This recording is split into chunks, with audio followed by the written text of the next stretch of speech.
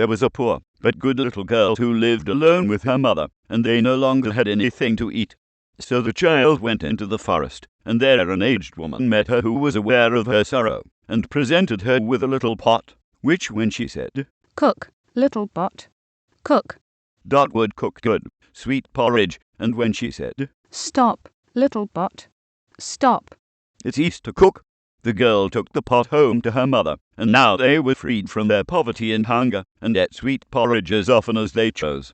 Once, on a time when the girl had gone out, her mother said, "Cook, little pot, cook." And it did cook, and she ate till she was satisfied, and then she wanted the pot to stop cooking, but did not know the word.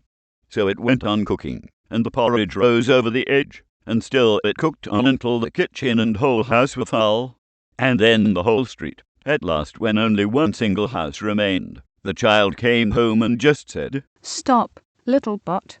And it stopped and gave up cooking, and whosoever wished to return to the town had to eat his way back.